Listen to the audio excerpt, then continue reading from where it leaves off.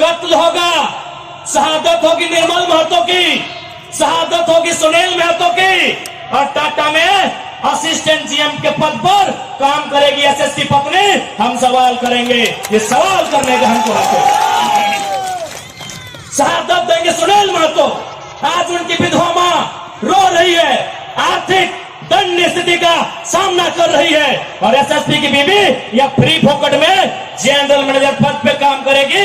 हम इसका सवाल करेंगे। आपको जो कहना है कीजिए, आपको जो करना है कीजिए। अरे कब तक करेंगे कोल्हानवासी? कब तक करेंगे?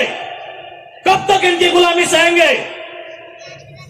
अरे जिनके हमारे बाप दादाओं की जमीनों पर टाटा जमशेदपुर खड़ा है, हमारी बाप दादा की जमीन पे उसामा सिंह खड़ा है, हमारी बाप दादा की जमीन पे किसको खड़ा है, इस बात को जहन में याद रखिएगा कोल्हानवासियों।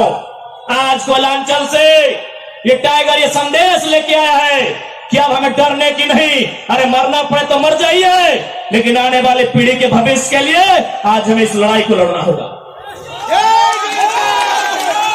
मैं लोकतंत्र के चौथे स्तंभ के माध्यम से मैं सवाल करूंगा टाटा मैनेजमेंट से कि ललित दास कौन है?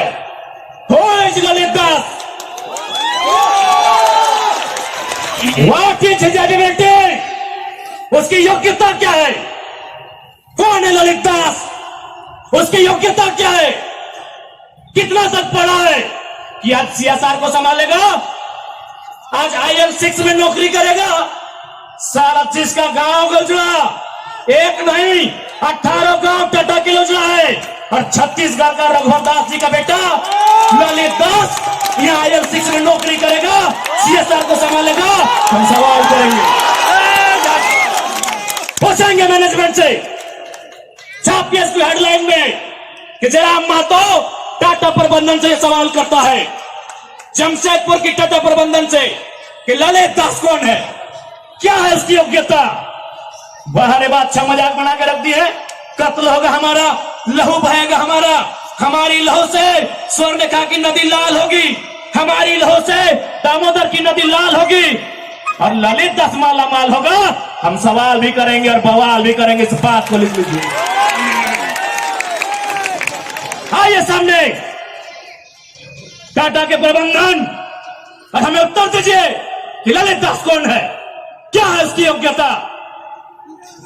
पूर्व मुख्यमंत्री का बेटा होना योग्यता है, या वर्तमान राज्यपाल का बेटा होना योग्यता है? क्या यह योग्यता कहा जाएगा भारत एक संवैधानिक राष्ट्र है? क्या बाप के दौड़ने के बदले बेटा दौड़ोगा बनेगा? बाप के दौड़ से बेटा दौड़ोगा बनेगा? बाप एग्जाम पास करेगा, बेटा टीचर बनेगा?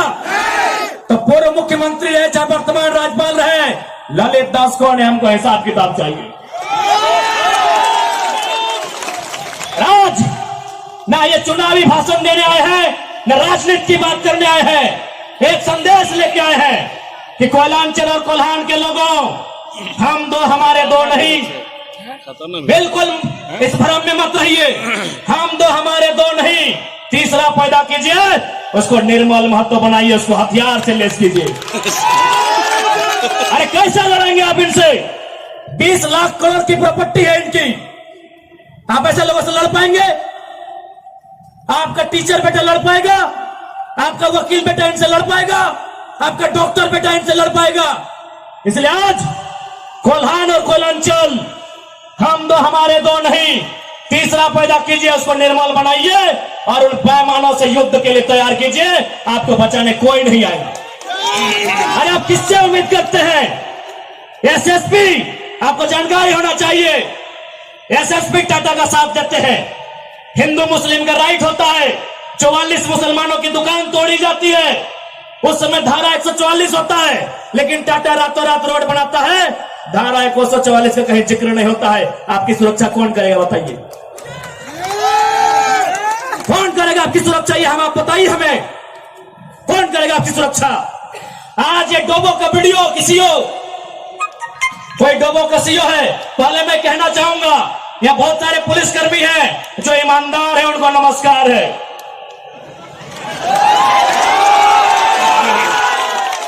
आईएएस रहे चाहे आईपीएस रहे, जो ईमानदार है उनको नमस्कार है।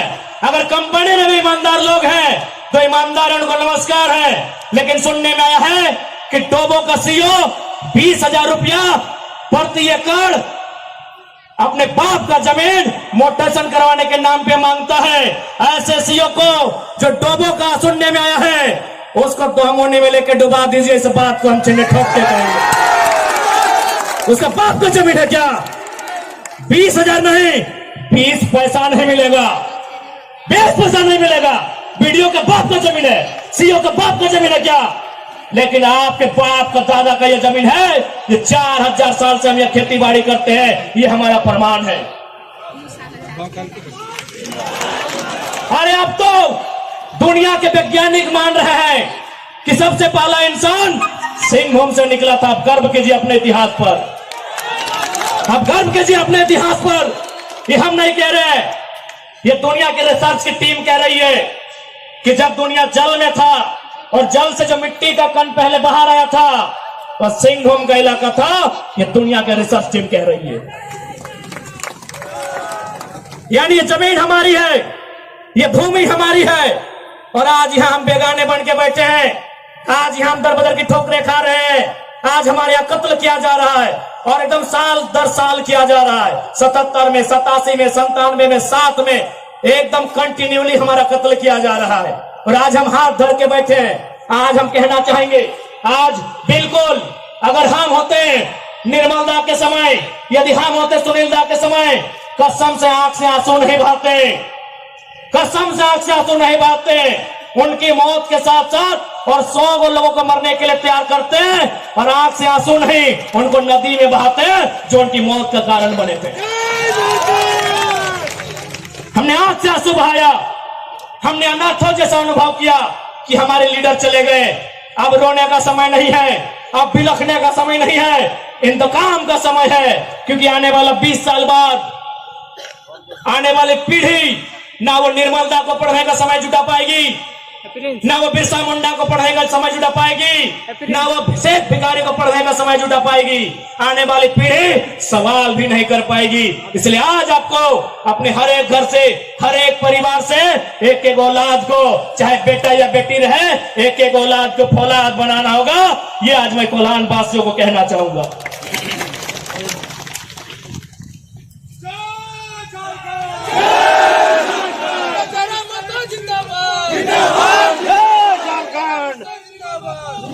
आज मैं एक सवाल करूंगा इस भीड़ से, मैं सवाल करूंगा टाटा नगरी में बसे बड़ी बड़ी इमारतों में बैठे लोगों से कि जब 1907 में टाटा की स्थापना हुई थी, मालिक कौन था? टाटा का कोई होगा? जब 1907 में टाटा की स्थापना हुई थी, मालिक कौन था? Who was the founder? Who was the owner? Tata का कोई होगा? नौसेरे भाई टाटा या जो भी उनका नाम है। आज 115 साल बीत चुके हैं। आज टाटा का मालिक कौन है? आज भी टाटा का मालिक टाटा का वंशी है। 100 साल पहले टाटा ने पूंजी का इन्वेस्ट किया था, आज 100 साल बाद भी टाटा का मालिक टाटा का वंशज है। लेकिन एक सवाल होगा मेरा, 100 साल पहले जिन कुर्मियों ने, जिन संथालियों ने, जिन हो ने, जिन गोड़ाई ने, जिन धीवर ने, जिन अल्पसंख्यक ने टाटा में जमीन दिया था, आज उस परिवार के पास क्या नौकरी है? आज हम सवाल करेंगे। अरे आपने पूंजी लगाया, 100 साल बाद आप मालिक है। हमने भी पूंजी दिया है। पूंजी 2 प्रकार की होती है इंपॉर्टेंट, एक जमीन, दूसरा अर्थ। अर्थ आपका, मालिक आज आप है, जमीन हमारी, हम कहां है? ये सवाल करेंगे।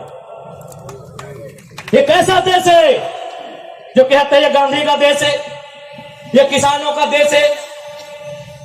गांधी जी कहते थे कि किसानों की आत्मा बसती है गांव में, तो आज कहां है गांव?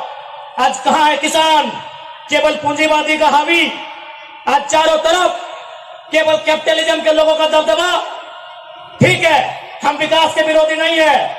अरे हमने इंसान भी दिया है और जमींदार भी दिया है। हमने इंसान के रूप में कभी बिरसा भगवान को दिया, कभी भागीरथ मांझी, कभी तिलका मांझी को दिया, तो कभी निर्मल महतो तो कभी सुनील महतो जैसे शेर को हमने दिया। और जमीन की बात कीजिएगा तो जहां तक टाटा की नजर जाएगी वो जमीन सारी की सारी हमारी है। क्या नहीं दिया हमने विकास के नाम पे? विकास के नाम पे हमारा कत्ल हुआ, विकास के नाम पे हमारा गांव उजाड़ा गया, विकास के नाम पे हमको लूटा गया। और आज अगर हम सवाल करेंगे तो आप हमें उग्रवादी जैसे शब्दों से नवाजेंगे। तो आज ये बात जान लीजिए, भले आज ये आपका समय है क्योंकि प्रधानमंत्री आपके हैं। सही बात है, किसानों के प्रधानमंत्री नहीं है।